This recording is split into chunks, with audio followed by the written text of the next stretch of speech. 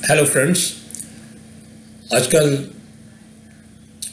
ये विषय काफ़ी डिस्कस हो रहा है कि अगर मेरे 2A में कोई इनवॉइस रिफ्लेक्ट नहीं हो रहा है तो क्या मैं उसका क्रेडिट जीएसटी के अंदर ले सकता हूँ या नहीं ले सकता। ये बहुत बार इशू आता है जबकि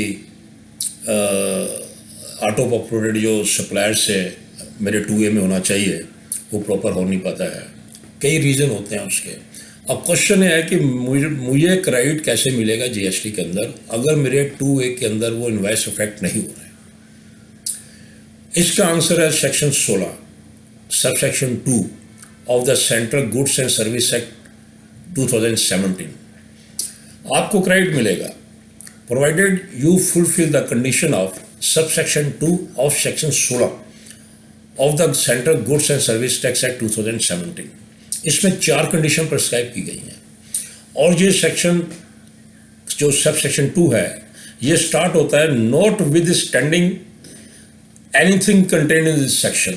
नॉन ऑब्सोलेट क्लोज है। Therefore the provision mention in this sub section 2 has to be taken into consideration. 4 चीज़ें हैं। नंबर 1, एक तो आपके पास टैक्स इनवॉइस होना चाहिए।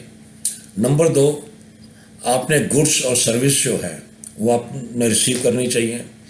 Number 3, subject to the provision of section 41 और सेक्शन 43A द जो टैक्स चार्ज किया गया है in respect of the supply वो एक्चुअली पेड होना चाहिए गवर्नमेंट को ईदर इन कैश और through utilization of input tax credit admissible in respect of the said supply.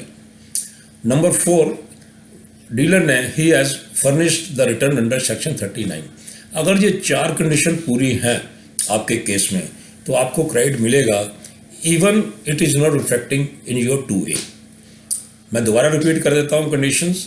आपके पास टैक्स इनवॉइस होना चाहिए, आपने गुड्स और सर्विस रिसीव होनी चाहिए और टैक्स जो चार्ज किया गया इनवॉइस के ऊपर वो गवर्नमेंट को पे होना चाहिए या legitimately it should be adjusted utilise in respect of input tax credit. और नंबर 4 है आपने जो रिटर्न्स हैं वो प्रिस्क्राइब अंडर सेक्शन 39 में है वो रिटर्न आपने फाइल करनी चाहिए। अब कई बार क्या होता है कि जो सप्लायर है वो आपका जो टैक्स पे करता है उसमें हो सकता है आपका जीएसटी का नंबर गलत लिखा गया हो, B2B दिखाने के बजाय उसने B2C ट्रांजेक्शन दिखा दी हो तो फिर वो आपके 2A के अंदर रिफ्लेक्शन नहीं देगा। लेकिन क्वेश्चन ये है कि ये कई बार ये समस्या जो है बैंक के साथ ज़्यादा हो जाती है। जो बैंक आपसे जीएसटी चार्ज करता है तो बैंक कई बार वो B2C दिखा के सारा टैक्स जमा करा देता है और आपके 2A के अंदर इफेक्ट नहीं होता है। तो उस केस के अंदर आप बैंक से एक सर्टिफिकेट ले सकते हैं जिसमें बैंक मेंशन करेगा कि आप इसका जीएसटी नंबर ये है इस पर्सन का और इनसे हमने जीएसटी चार्ज किया और गवर्नमेंट को हमने जमा भी करा दिया। अब अगर देखें article 265 of the constitution of India वो भी ये कहता है कि taxes no tax shall be levied और collected except by authority of law. अब अगर सप्लायर ने सपोज करो किसी वजह से टैक्स जमा नहीं कराया है, आपके पास टैक्स इनवॉइस है, गुड्स भी आपने लिए हैं, सर्विस भी रिसीव किए हैं और पेमेंट भी आपने कर दी है सप्लायर को।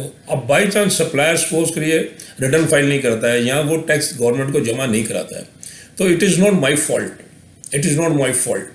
ऐसे ही पहले प्रोविजन था दिल्ली वैट के अंदर सेक्शन 92G, उसमें भी ये कहा गया था कि जब तक सेलर टैक्स जमा नहीं कराएगा तो बायर्स को उसका क्रेडिट नहीं मिलेगा।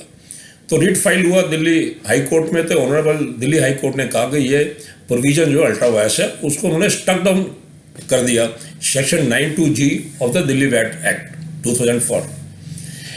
अब we should understand that the activities of the supplier are not under the control of the buyer. अब बायर के पास जो ऑनर्स है, जो उसकी जिम्मेदारी है, उसने डिस्चार्ज कर दी, उससे भी टैक्स इनवॉइस है, उसने गुड्स या सर्विस जो भी है ली हैं और उसके ऊपर जो टैक्स इनवॉइस है उसका पेमेंट उसने सप्लायर को कर दिया है और जीएसटी भी उसको पे कर दिया है। तो ये कोई लॉ नहीं है, कोई लॉजिक नहीं है कि डिपार्टमेंट उस बायर से दोबारा टैक्स उसका मांगे, क्योंकि सप्लायर ने उस टैक्स जो है गवर्नमेंट को जमा नहीं किया। अब देखिए, गवर्नमेंट ने जब सप्लायर को भी रजिस्ट्रेशन ग्रांट किया है, वो भी रजिस्टर्ड टैक्सेबल पर्सन है डिपार्टमेंट के साथ, तो वो भी एक डिपार्टमेंट का एजेंट बन जाता है टैक्स कलेक्ट करने के लिए।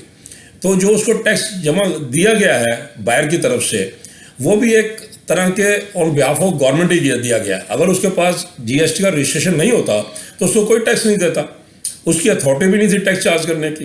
तो जब गवर्नमेंट ने उसको अथॉरिटी दिया है, एक रजिस्ट्रेशन दिया है, तो वो ही is acting as an agent of the government. तो उसको जो टैक्स बायर ने दे दिया है, उस बायर से गवर्नमेंट को दोबारा टैक्स नहीं लेना चाहिए, और ये कोई लॉजिकल भी नहीं है और ये कोई लीगल भी नहीं है। Thank you very much.